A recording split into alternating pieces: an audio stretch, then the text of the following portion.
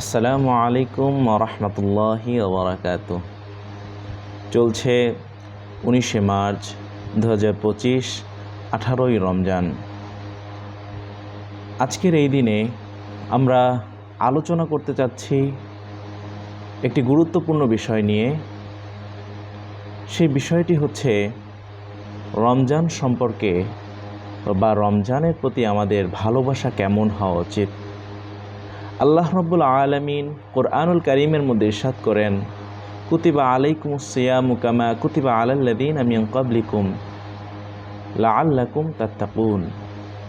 আল্লাহ রাব্বুল আলামিন বলেন, তোমাদের উপরে রোজাকে ফরজ করা হয়েছে যেমন করা হয়েছিল তোমার পূর্ববর্তীদের উপরে, যাতে করে তোমরা আল্লাহর প্রতি তাকওয়া প্রদর্শনকারী হতে পারো।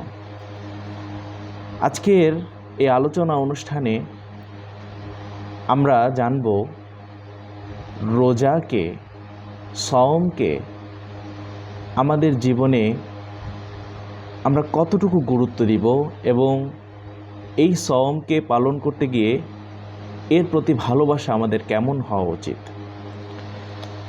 আল্লাহ রাব্বুল আলামিন এই রোজাকে একজন মুসলমানের জীবনে দেয়ার সবচেয়ে বড় কারণ হচ্ছে মানুষ আত্মশুদ্ধি অর্জন করা। যেমন আমরা আয়াতে কারিমার মধ্যে বলেছি যে লাআল্লাকুম তাত্তাকুন, যাতে করে তোমরা মুত্তাকি হতে পারো।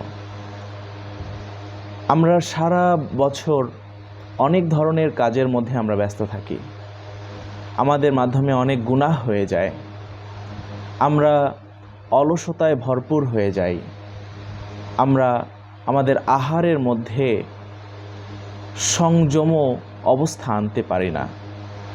এই রমজান মাসের মধ্যে আমরা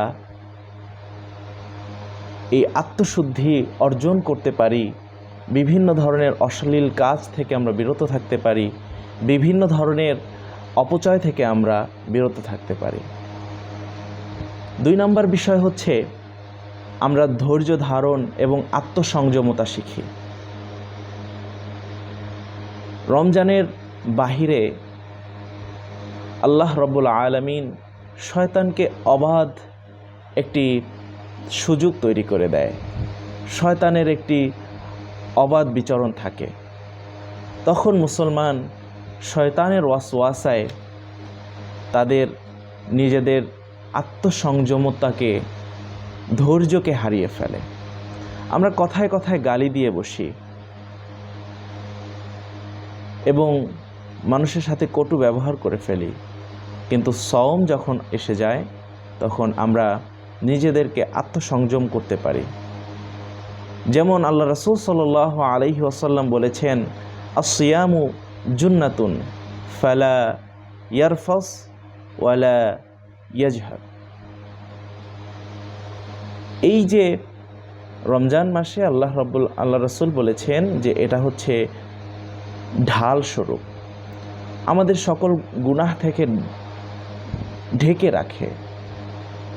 এবং আল্লাহ রাসূল নির্দেশ দিয়ে দিয়েছেন যে তোমরা এখানে কোনো অশ্লীলতা প্রদর্শন করবে না এবং তোমরা কোনো ওয়ালা ইয়াজহাল এবং তোমরা কোনো মূর্খতার মধ্যে পড়বে না। এবং এই যে রোজাকে যদি আমরা পালন করতে পারি তবে আল্লাহ রাব্বুল আলামিন আমাদের জন্য পুরস্কারও রেখেছেন। 3 নম্বর বিষয় হচ্ছে আমরা দুঃখী মানুষের প্রতি এই মাসটাতে যথেষ্ট পরিমাণ আন্তরিক হয়ে যাই। নিজের সাথে ঘটে যাওয়া একটি ঘটনা না বর্ণনা করলেই নয়। একদিন বাজারে গিয়েছি, ইফতারের সময়ে আমার কাছে ইফতারি করার মতো তখন কোনো মাল সামান ছিল না। কিছু দোকানদার মিলে ইফতারি করতেছিল, তারা আমাকে ডাক দিয়ে বসালো, ভাই আসুন আমাদের সাথে ইফতারি করুন। শুধু আমার বিষয়ে না, আপনারা দেখবেন আপনাদের নিজেরাও মানুষ গরিবের প্রতি কিংবা একজন মুসাফিরের প্রতি আমরা কিন্তু তখন দয়াবান হয়ে যাই।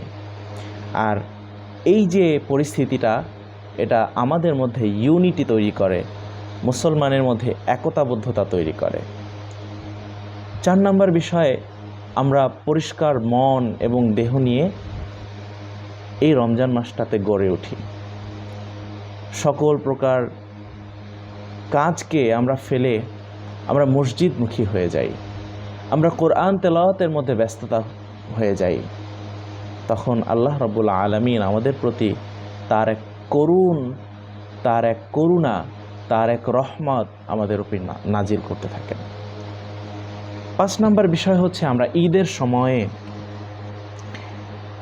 যারা রোজাদার ছিলেন তাদের জন্য আল্লাহ রাব্বুল আলামিন এই ঈদের সময় একটা জাযা দান করেছেন। আল্লাহ রাব্বুল আলামিন বলেছেন, আস-সাওমু লি ওয়া আনা আজজি বিহি, রোজাটা হচ্ছে আমার জন্য এবং এর জাযা আমি দান করব।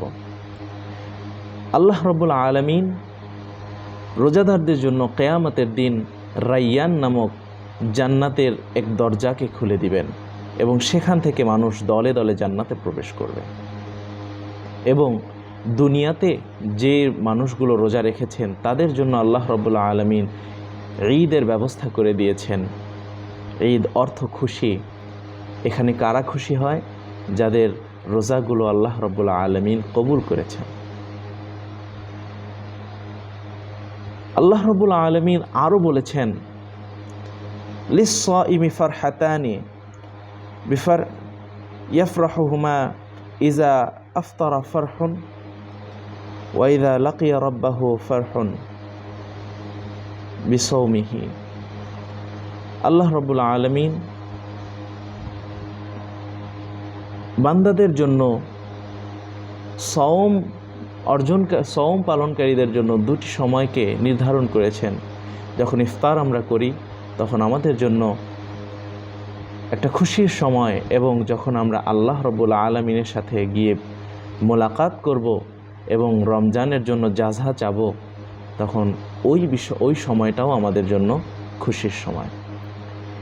সব কিছু মিলিয়ে আমরা বলতে পারি এই রোজার মাস আমাদেরকে আত্মসংযমতা শেখায়, আমাদেরকে মানুষের প্রতি দয়াবান হতে শেখায়, আমাদের মন এবং পরিশুদ্ধ একটি আত্মাকে তৈরি করে দেয়, আমাদের সামনে 11টি মাস কীভাবে চলবো সেই একটি পরিস্থিতি তৈরি করে দেয়।